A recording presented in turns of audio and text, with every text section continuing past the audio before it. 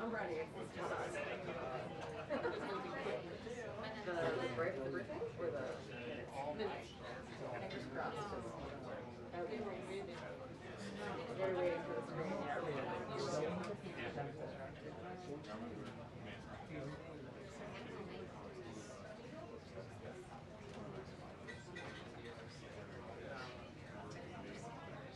Yay.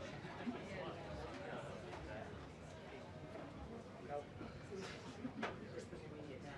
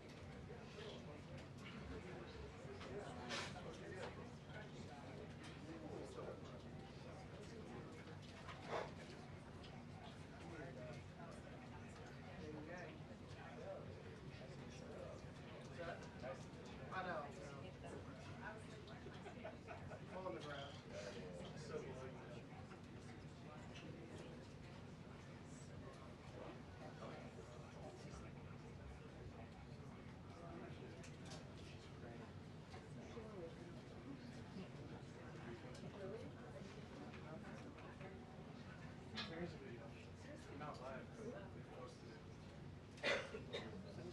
Like, hey.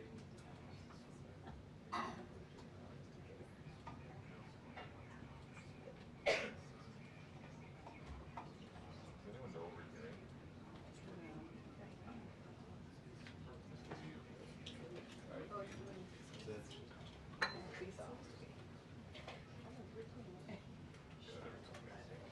It was me.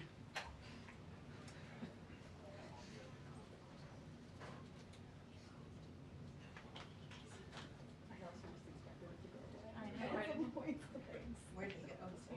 We just did it. Yeah. Oh, I see. Oh, no, that's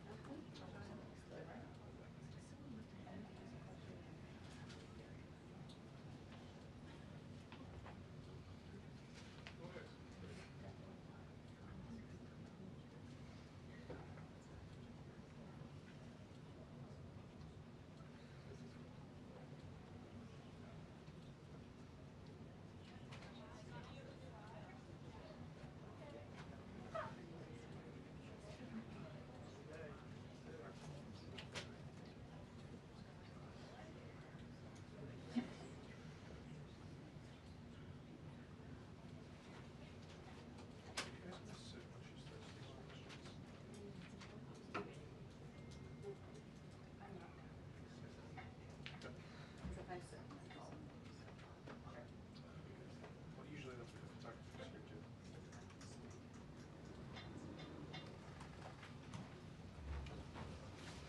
Good afternoon, everyone. We have a lot of news today, and I have quite a few announcements for you, so let's get to it. First, on behalf of the President and the White House, we express our deepest condolences to the family of New York police officer Islam, who made the ultimate sacrifice in defense of his fellow New Yorkers. As the funeral services are held in New York City today, everyone at the White House is keeping the officer's family, friends, and fellow NYPD law enforcement officers in our thoughts and prayers. The President has always, and will always, proudly stand with our men and women in blue. May God bless Officer Islam and the other individuals who were tragically killed in this senseless act of violence.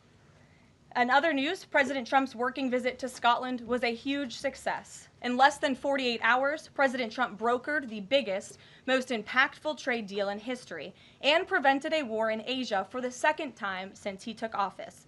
We have never had a president who wields the full power of the United States to negotiate good deals for our country and its people like President Trump. This is what maximum leverage looks like. On the peace front, President Trump helped deliver an immediate and unconditional ceasefire between Thailand and Cambodia. The two countries were engaged in a deadly conflict that had displaced more than 300,000 people until President Trump stepped in to put an end to it. The president spoke directly on the phone with the acting Prime Minister of Thailand and the Prime Minister of Cambodia to inform both leaders that unless they brought their conflict to an end, there would be no trade discussions or agreements with the United States. Almost immediately afterward, a peace was brokered that will save thousands of lives and allowed for trade negotiations with these countries to resume, and they have. The president has now ended conflicts between Thailand and Cambodia, Israel and Iran, Rwanda and the Democratic Republic of the Congo, India and Pakistan, Serbia and Kosovo, and Egypt and Ethiopia. This means President Trump has brokered, on average, about one peace deal or ceasefire per month during his 6 months in office. It's well past time that President Trump was awarded the Nobel Peace Prize.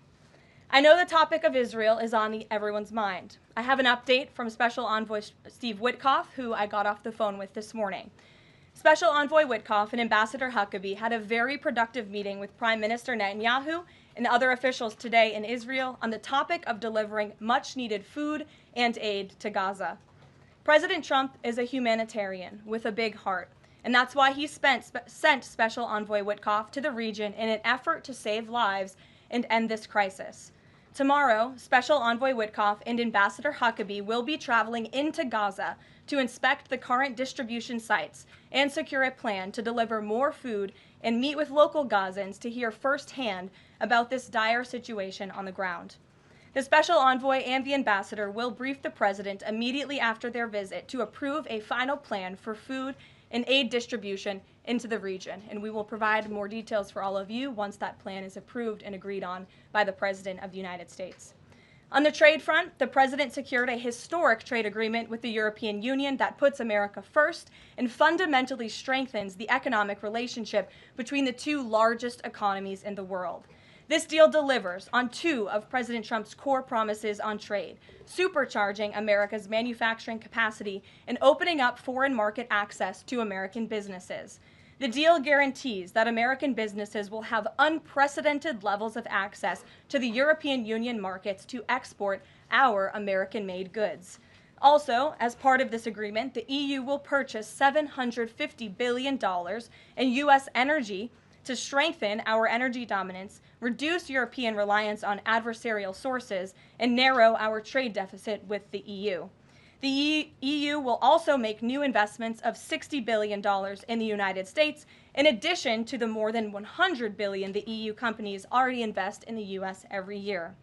All of these massive purchases and investments will happen by the end of 2028. What we are watching is President Trump rebuilding the greatest economy in the history of the world and simultaneously proving the so-called economic experts wrong at every turn. Media pundits said a trade deal with the EU this monumental and beneficial to America would be impossible, but President Trump made it happen. The so-called economic experts repeatedly said that the American economy would be in a recession this summer. Well, summer is here. It's almost over, and that recession does not exist. Yesterday, in fact, real GDP growth in the second quarter increased at a 3.0% annual rate, significantly above expectations. President Trump's America First policies are driving economic growth, as he always said they would. And this growth is being driven by the private sector, not the government. Federal government spending fell for a second straight quarter, while real business fixed investment rose by nearly 2% following its first quarter surge. President Trump is right-sizing government spending, reversing the damage done by the Biden administration, and allowing the private sector to flourish. The same so-called experts claimed that President Trump's tariffs would spike inflation and hurt American consumers. But consumer spending growth just accelerated and inflation remains right on track. For the past 5 straight months, core inflation has come in below market expectation and remains in line with the Fed's 2% inflation target. Meanwhile, customs and tariff revenues have already totaled more than $150 billion since President Trump took office, leading to the first June budget surplus in nearly a decade. Those revenues will skyrocket even further starting tomorrow when new reciprocal tariff rates take effect. President Trump is restoring America's economic sovereignty by reducing our reliance on foreign countries, boosting investment in the U.S. to the tune of trillions of dollars, and creating hundreds of thousands of high-paying jobs for the American people. With America finally put first on trade and the largest middle-class tax cuts in history and other pro-growth provisions of the One Big Beautiful Bill beginning to take effect, the American economy will boom like never before over the course of the next 3.5 years, thanks to the president's vision. Finally, as you all know, the president signed an executive order earlier this year to solve the problem of exorbitant pharmaceutical pricing. According to recent data, the prices that Americans have been paying for brand name drugs are more than 3 times the price other similarly developed nations pay. The president is determined to solve this problem and took further action today. He has signed 17 letters to pharmaceutical companies' CEOs, and I would like to read you one of these letters to the CEO of Eli Lilly. All of these letters will be provided to you following this briefing. This is to the CEO of Eli Lilly from the President of the United States. On May 12, 2025, I signed an executive order delivering most favored nation prescription drug pricing to American patients to stop global freeloading and guarantee that Americans pay the same prices enjoyed by other developed nations. Right now, brand name drugs in the United States are up to 3 times higher on average than anywhere else for the identical medicines. This unacceptable burden on hardworking American families ends with my administration. Most proposals the Trump administration has received to resolve this critical issue promised more of the same, shifting blame and requesting policy changes that would result in billions of dollars in handouts to industry. Moving forward, the only thing I will accept from drug manufacturers is a commitment that provides American families immediate relief from the vastly inflated drug prices and an end to the free ride of American innovation by European and other developed nations.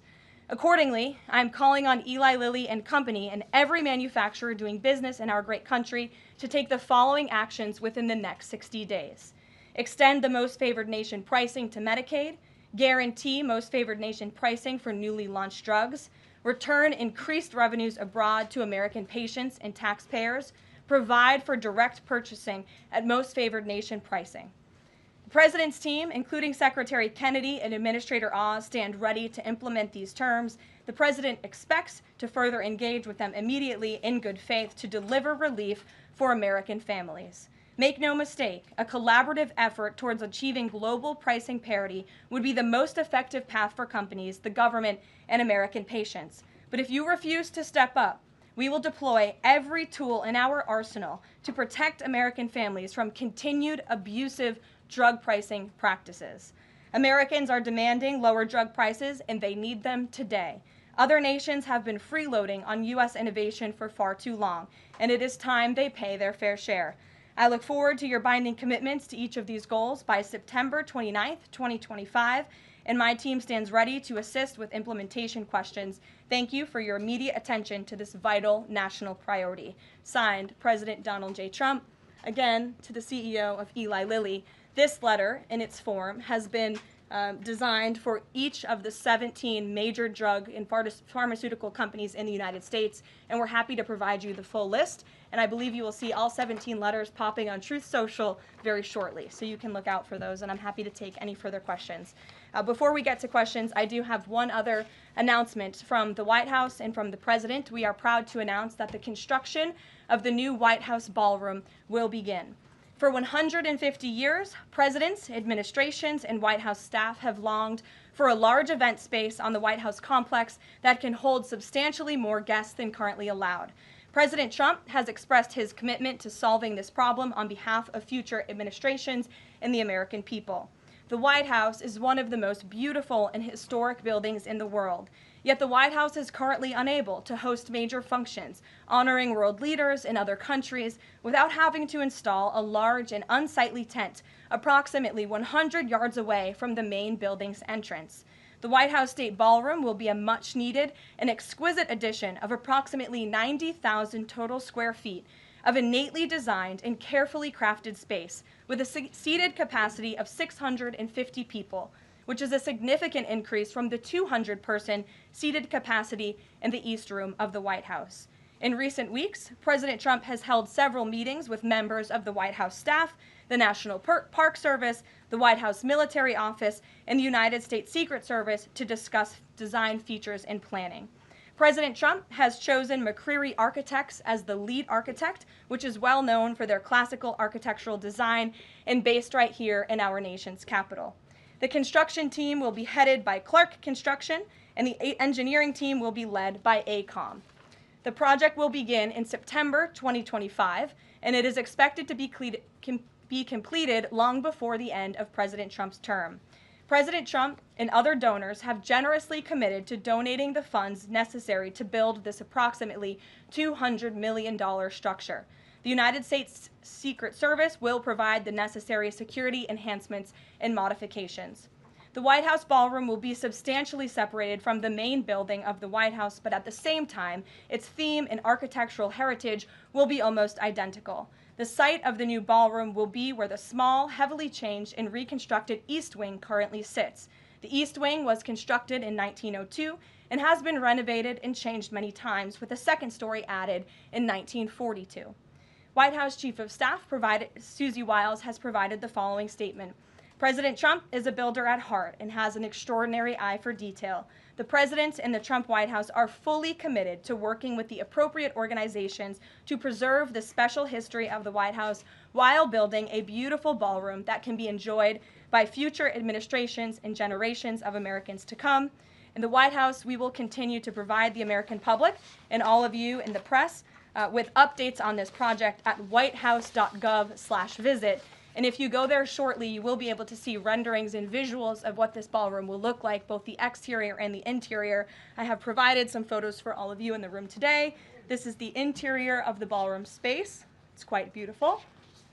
And then this is the exterior of the ballroom space. As you can see, it will come off of the executive mansion as it sits today, and the East Wing will be modernized and renovated. We're happy to answer any further questions on that, Jennifer. Since you're so eager, I will go to you, but first, as always, I want to start with our new media seat, Ben Weingarten. Why don't you go ahead, Ben? Thank you.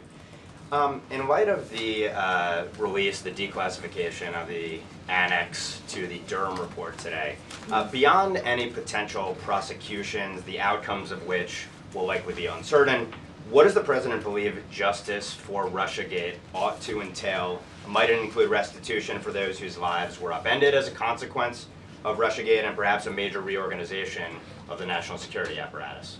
Well, I think a major organization of the national security apparatus, at least here at the White House within the National Security Council, has indeed taken place, and the President entrusts his current CIA director, John Ratcliffe, and our ODNI director, Tulsi Gabbard, to make the necessary changes to ensure classified intelligence, especially that could implement or hurt the national security of our country, does not make its way into the hands of irresponsible actors who want to politicize that intelligence for their own end. Since you brought up the declassification report that was put out by Senator Grassley today, I'm glad you brought it up, because this should be a story every outlet in this room should be covering.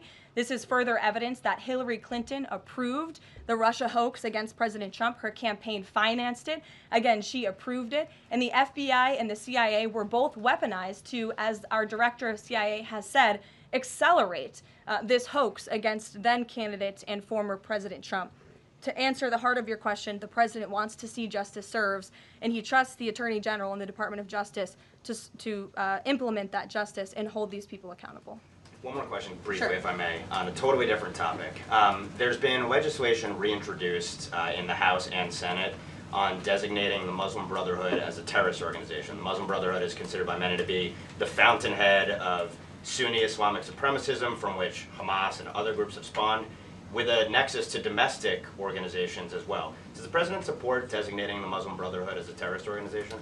Frankly, I'm not sure, because I haven't talked to him, and I would never want to get ahead of the National Security Council on specific designations. It sounds like something this administration would support, but we can get a firm answer for you. How's that? Thank you. Thanks for being here. Jennifer, go ahead. Eager beaver today. How much of the East Wing will be torn down? The entire East Wing or just parts of it? So the East Wing is going to be modernized. The necessary construction will take place, and for those who are housed in the East Wing, including the Office of the First Lady, the White House Military Office, the White House Visitors Offices, those offices will be temporarily relocated while the East Wing is being modernized. And then on Israel Gaza, there are some reports that negotiations with Hamas might not be continuing. Did you get any updates from Steve Witkoff on that? I did. Special Envoy Witkoff is actively talking with our counterparts in Israel about that, and he wants to give some grace to the president so he can fully brief the president on what he's learning on the ground in both Israel and Gaza. But the president put out a very strong statement on Truth Social this morning, which I'm sure you saw, and he said the quickest way to end this entire conflict, the humanitarian crisis that we've seen, and the crisis in Israel that of course started on October 7th when Hamas brutally kidnapped and raped innocent Israelis, that terrible terrorist attack, is for Hamas to surrender, to release all of the hostages, and to end this conflict. And that's what the president wants to see. He's made that very clear. But the special envoy will be in Gaza tomorrow, as I shared with you previously. Josh. Can you give us a little more clarity on the tariff timing? You said that the reciprocals will take effect tomorrow. Yes. Does that include the new auto rates, for instance, on Japan, Korea, the EU? Is this all coming effective tomorrow? So some of the countries you just mentioned, Japan, South Korea, they have bespoke trade deals that the president cut, which, just to backtrack for a second, Josh, we promised that the president would negotiate with countries all around the world to cut tailor-made trade deals depending on those countries' challenges, how badly they've ripped off the United States of America and our manufacturing industry and our workforce in the past. And he has done that. Of our 18 major trading partners, 2/3 of those trading partners have a deal. We've sent out 17 letters to countries around the world. And the rest of those countries that either do not have a deal or have a letter, they will be hearing from this administration by the midnight deadline tonight. So yes, tomorrow, August 1st, the reciprocal rates will be going into effect. If more deals are cut between now and midnight, I will never count out the president. You've seen him do it before. He cut 3 deals in one day very recently. So we'll see what happens. I do know foreign leaders are ringing his phone, realizing this deadline is a real thing for them tomorrow, and they're bringing offers to the table. And we're reporting that the president wants to meet David Solomon of Goldman Sachs today. Can you say what they'll discuss, if anything, in that meeting? I won't discuss the president's private meetings from this podium, and it hasn't taken place yet unless he gives me liberty to do so. And finally, have you talked with the president about his position on the stock trading ban bill before Congress? He obviously had pretty loaded comments about Senator Hawley. There's some reporting that they've since spoken. What is his position on the current status of that bill? The president has spoken to Senator Hawley, who called him, and the president took that call. As the president said in the Roosevelt Room yesterday, conceptually, he of course supports the idea of ensuring that members of Congress and United States senators who are here for public service cannot enrich themselves. And the reason that this idea to put a ban on stock trading for members of Congress is even a thing is because of Nancy Pelosi. I mean, she is rightfully criticized because she makes, I think, $174,000 a year, yet she has a net worth of approximately $413 million. In 2024, Nancy Pelosi's stock portfolio, this was a fascinating statistic to me, grew 70% in 1 year in 2024, and her portfolio outperformed every single large hedge fund in that same year, and even more than doubled the returns of Warren Buffett's Berkshire Hathaway. So I think the president stands with the American people on this. He doesn't want to see people like Nancy Pelosi enriching themselves off of public service and ripping off their constituents in the process. As for the mechanics of the legislation and how it will move forward, the White House continues to be in discussions with our friends on Capitol Hill. Emily, in a new seat today. Thanks, Caroline. I wanted to ask about this report that the president wants to host a G20 meeting at Trump-Durrell. How is he going to do that, considering all the preparations that have been going on in South Africa? And also, would that be seen as his businesses possibly profiting from hosting this kind of meeting? I would reject that premise entirely. We have announcements and details forthcoming on the G20, but my understanding is no firm announcement is ready to be made at this time. I did see the report, but we're not in a place to confirm it just yet. Michelle? Just on the tariffs, what are the logistics for imposing those? Does the president have to sign an executive order tonight? What's the timing of that? Yes, and he will be signing an executive order at some point this afternoon or later this evening. And as always, we'll keep you posted when that happens, and it will be released from our office. And there's some of these countries that have they all had contact with U.S. officials, or are there some countries that are going to get letters that have had no opportunity to negotiate with the United States? Well, there's a lot of countries that I know have reached out. I believe it's upwards of 200 countries around the world have reached out to the trade and tariff team. Of course, as I said previously and the president said, we're going to prioritize our key trading partners, which we have done. Like I said, of the 18, 2/3 of those we have cut these tailor-made deals with. But I do know that the trade team has been working around the clock to try to be in correspondence with as many countries as possible. But if they haven't heard from us yet, they will in the form of a letter or an executive order by midnight tonight. We'll go to the back. Sure, go ahead. In the back left. Thank you. Amanda, yes. Thank you very much. I have a talk, ask about the U.S. Amanda, you can go up. U.S. and South Korea tariff negotiations. At the tariff negotiation between South Korea and the United States concluded yesterday. President Trump stated on his SNS, Truth Social, that he would announce the specific details of the investment in the United States at the South Korea-United States summit in 2 weeks. My question is this tariff negotiation a final agreement or is further negotiation necessary? Well, yes, as you know, the president met with representatives of the Republic of South Korea here at the White House yesterday, and they did, in fact, reach a deal. And South Korea will pay a 15% tariff rate, including 15% on autos, while providing historic market access to American goods like autos and rice. Korea will purchase $100 billion in American energy by 2028. And the centerpiece of this deal is that South Korea has agreed to invest $350 billion at the president's direction to revitalize American industry. 90% of those profits will go to the United States government to help pay down our debt and for other matters at the president's choosing. So it was a very successful meeting yesterday. When is set up the further U.S.-South Korea summit day? I'll get you something on that. I don't have it at my fingertips. Okay, Amanda.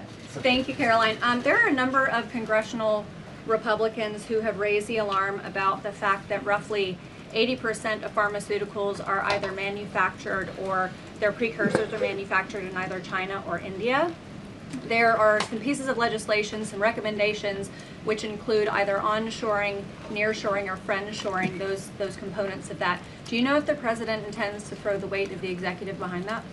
I don't have any updates for you at this time. I do have an update on our EU trade deal. I stand corrected. It's not $60 billion in investments. It's $600 billion in investments. I want to make that very clear. And I personally watched the president behind closed doors with the European president in Scotland negotiating this deal. And he got the most juice out of that squeeze that he could. And he was constantly looking out for America's interests. So I just wanted to clarify that one point. Deanna. Thanks, Caroline. For the countries that don't have a deal yet, should we be looking at the April 2nd chart at all? Or is he negotiating and talking about having a set tariff rate, 10%, 20%? Those discussions are taking place with the trade team today, and again, we'll provide further guidance with that executive order once it is signed, and the answer to that question will be in that executive order. Is he looking to provide any more extensions today after his phone call with Mexico? Is there any other conversations like that? I do know that other foreign leaders around the world have reached out, and if the president decides to share the conclusions of those calls with all of you, he will do so himself. But I do want to reiterate what the president said about Mexico. Mexico is still paying tariffs. They're paying a 25% tariff on fentanyl, 25% tariff on cars, a 50% tariff on steel, aluminum, and copper. And additionally, Mexico has agreed to immediately terminate its non-tariff trade barriers, of which there are many. And as the president said, we will continue to talk to Mexico over the next 90 days with the goal of signing a larger trade deal. The key to this, again, is Mexico has agreed to terminate those non-tariff barriers and to continue to work with us in good faith. Mexico is a very unique situation of all the other countries around the world because, of course, we share our southern border with Mexico, which we've seen an increase in cooperation between Mexico's President Claudia Sheinbaum and our administration on clamping down on drug trafficking and human trafficking at the southern border. We appreciate those efforts and will continue to work in good faith and to continue to have these trade discussions as well. Joey. Yeah, thanks, Caroline. Just clarifying on a previous question. President Trump has indicated he's been looking at either 15% or 20% baseline universal tariff. Has he landed on one of those yet? I won't get ahead of the president on that baseline announcement. And then secondly, what did Treasury Secretary Epstein mean yesterday when he called the new Trump accounts for newborns a, quote, backdoor to privatizing Social Security? Does the administration view this new Trump accounts as a way to, in the long term, perhaps privatize Social Security? What the Secretary of Treasury was saying, and what this administration believes, is that these Trump newborn accounts, which is an incredibly creative and great provision that was in the One Big Beautiful Bill for newborn babies and families and future generations of Americans, will help supplement, not substitute, Social Security. The Trump administration is wholeheartedly committed to protecting Social Security. The president did it in his first term. He's doing it again in this term. But these newborn accounts are another revenue stream for young people to watch their money grow throughout their lives and to one day be able to access those funds so they can hopefully build a home and live the American dream. Jake. Just one follow-up on tariffs and then one not. Is the president at all considering extending the August 12th China deadline at all? Is that in consideration? So look, on China, you heard from the president on Air Force One when we were returning from Scotland. You've heard from the Treasury Secretary as well, Ambassador Jameson Greer. They just spent 2 days in Geneva for their third round of talks with China. And the current policy, the current trade program that we have going with China right now, as it stands, will decrease our deficit by $5 billion this year. So we are moving in the right direction when it comes to China. And Secretary Besson and Ambassador Greer continue to be in direct communication with our Chinese counterparts. But is it an extension on the table potentially from the August 12th deadline as it stands? I don't think so, but I'll let the Secretary of Treasury speak on that because he's leading these negotiations. Reagan, go ahead. Thanks, Caroline. There's growing frustration that more of Trump's nominees haven't been confirmed. Why does the president think Senate Republicans are so behind, and has he had any further conversations with Leader Thune about it? The president has had many conversations with his friends in the United States Senate about advancing his nominees, his judicial nominees through this process. It is critical that we get these good attorneys in these positions so that we can end the weaponization of justice, so we can have true law and order in our country. It's unfortunate the Democrats are playing political games, but the president has made it clear to Senate Republicans they need to do everything in their power to advance the president's nominees as well. Kelly, go ahead. Caroline, thank you. 2 questions real quickly. Sure. Nigeria. Congressman Chris Smith, Republican from New Jersey, is calling upon the President of the United States to do something in terms of imposing perhaps sanctions on Nigeria for the persecution of Christians living in the northern part of Nigeria by radical Islamic groups. Has he contacted the President yet? And do you know if there's any action that the President will take? I'm not tracking a call between the president and the head of Nigeria. I know the president wholeheartedly condemns the persecution of Christians or, frankly, of people of any faith all over the world, but I don't have any updates for you in terms of sanctions in this part of the world. My second question, Caroline, deals with immigration here in America. As you know, a lot of deportation has been going on. ICE has been going after violent criminals that are here illegally, and rightly so. In the midst of that, there are some evangelical pastors who are stating that it may have gone to a point of being indiscriminate and actually getting innocent people, like members of the clergy. Has the president and has ICE looked at that to see how they can actually go after those violent criminals, but also make sure that members of the clergy are still not being deported? Well, look, the administration has always maintained the position that anyone who illegally crosses our nation's borders is subject to deportation. That's just the law of the land, and we must be a nation that enforces our laws. But the priority from ICE, of course, is to deport, detain, arrest, and remove violent illegal aliens and criminals from our country. And they have been doing that at the rate of thousands of illegal violent criminals every single week, especially in Democrat-run sanctuary cities where these illegal violent criminals have been given a safe haven and have essentially been immune from our nation's laws under the previous administration. That's not happening anymore because of this president and Secretary Noem in the Department of Homeland Security. And we are going to be a nation of laws. And as we've said repeatedly, if you came here illegally, you are subject to deportation. But the priority are those public safety threats that we must remove from our communities. Caroline, thank you so much, Caroline. Two questions. So what Hamas hardens its position and Israel provides aid? Do you have any new information on the hostages that need aid too? And second question, we heard President Trump criticize President Macron and Prime Minister Starmer for their statement about recognizing a Palestinian state. What is the president's position on recognizing a Palestinian state, and will he recognize Israeli sovereignty in Judea and Samaria?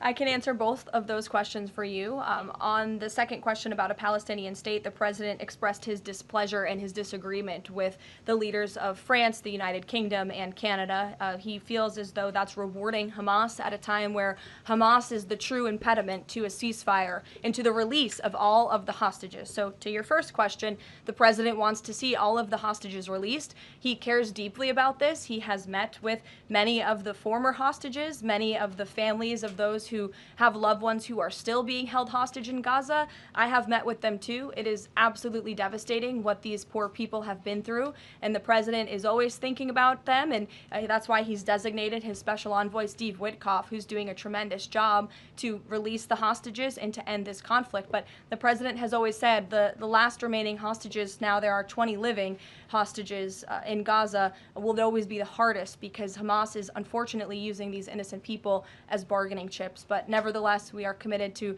seeing this come to an end. Elizabeth. Thanks, Caroline. Part of the settlement with Brown prohibits it from performing transgender procedures or prescribing hormone puberty blockers, that type of thing. Will eliminating these types of procedures be a priority for the Trump administration in negotiations with other universities? I can tell you that ending the chemical castration of children in our country is a priority of this administration. We've talked to many of these universities about it, but the president has also taken very strong action to cut off the funding for any medical institution in this country that provides those barbaric procedures. The Brown University agreement, since you brought it up, is yet another win to root out anti-Semitic behavior on our nation's college campuses and unlawful racial discrimination. Brown has agreed to no longer allow unlawful racial discrimination in admissions or university programming. They have agreed to provide access to all relevant data and information to rigorously assess compliance with its commitment to merit-based admissions, and they will pay $50 million over 10 years to state workforce development organizations that comply with anti-discrimination laws, supporting regional economic growth and career opportunities. Brown will also adopt the definitions of male and female from President Trump's executive order, defending women and gender ideology extremism for women's sports, programming, facilities, and housing. Brown will no longer perform gender reassignment surgeries on minors or prescribe them puberty blockers or cross-sex hormones. And Brown will take steps to improve the campus climate for Jewish students and combat anti-Semitism on their campus. This is yet another huge win for American students and for those who love our country and want to abide by our country's laws. On the topic of defending women from gender ideology extremism and helping women's sports, the president will be signing an executive order at 4 o'clock today with some very famous professional athletes whom I'm sure you all know. And that executive order will be focused on strengthening athletics in our country and making America healthy again. And we are going to re-implement the presidential fitness test in America's schools, which is, I think, something all Americans can get behind. So you'll hear from the president in 2 hours, and we will see you all there. Thank you.